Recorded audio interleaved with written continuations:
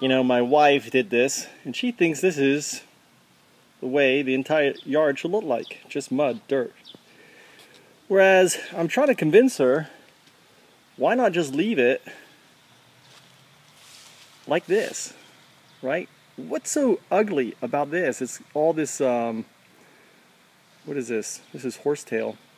Now, we could cut it down and kind of make it like grass.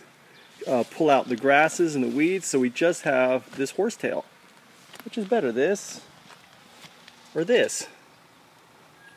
You know, this is horrible for the biodiversity, for the earthworms, for the beneficial lizards and everything else. This provides a habitat for the lizards to run around and the frogs and to have fun and play.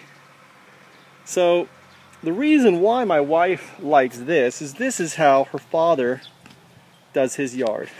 And he has massive erosions to the point, I should just drive over there to the video and show you what this will do over, you know, decades. All this dirt is just going to come off with the rain and just be nasty. Someone is transporting this tree. Look at that. They're moving a tree. That's good to see. They didn't chop it down. They actually moved it. I wonder if that's a cherry tree or something. Just happened to come by. So I'm actually starting to work on this section of our riverbank, and I'm going to basically transform this. Now, I am creating ground cover just by cutting the grass. And what I'm going to do is, as I cut this grass here, you see all this grass, look at what it normally looks like, right? I've cut all this down.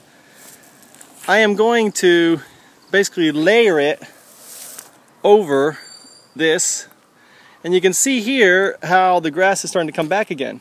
So I'm going to cut it down again and just keep adding ground cover until it stops coming up. And you know, this is the way to create natural ground cover. So it's really that simple. If you cover this ground with lots of ground cover, then the shoots and the stuff below will not be able to push up. And at some point, you're going to have control over it. The other thing I've started doing is cutting down and maintaining. Now, I've already started doing this, and actually the grasses, I ran out of gas, so that's why I don't have it all cut. But the grasses are not coming back as much as they used to. If you keep cutting it down, these grasses and stuff are just going to run out of energy. And eventually it's like, you know, they're not, you know, they don't have infinite lifespan. They're going to die. The other thing that I'm doing is, this is a lagoon tree. I'm not sure what kind of tree it is, but I know it's a tree. It's the same tree I have right there, over there, that one growing.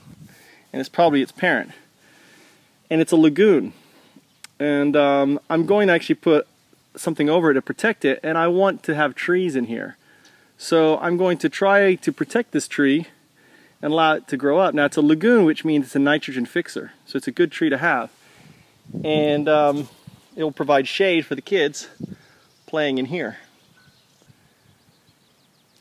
Hi, my name is Michael Trout, and these are Foundups. Foundups are basically ideas for helping our planet.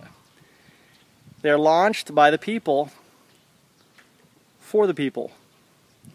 And no one pays me to do this, and I rely on contributions from you to support this Foundup. Now, if you think it's a good idea, become a patron. If you don't, well, don't. But I want to support similar projects in your town.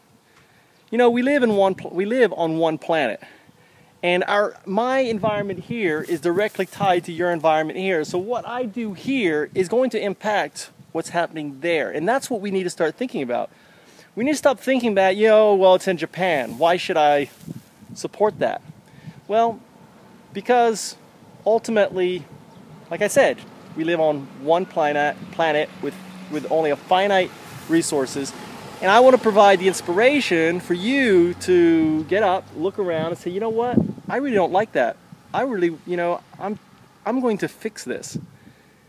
I could bitch to the government and everything else, but they've got all of this. They're going to cut all of this down. Why not I help reduce people's taxes by actually taking on a project? And hopefully if folks like it, they're going to put 0.001% of their net income in supporting it. That's right, 0.001% of your net income is what I'm asking for a contribution. It's going to lie anywhere between $1, round it up of course, round it up, $1, round it to $1, to probably no more than $100. And if you can make that monthly contribution, what I'm going to do is turn around and invest net profits that I have into launching Foundups around you and encouraging other folks, like I am, to do the same. The only way we're going to save this planet is for us to do it ourselves. We need to stop bitching, stop complaining, stop waiting for others to do it. We have to do it. And that's what I'm trying to teach you and show you, that no matter where you are, there's something you can do before work, after work, in between work, to make this planet a better place.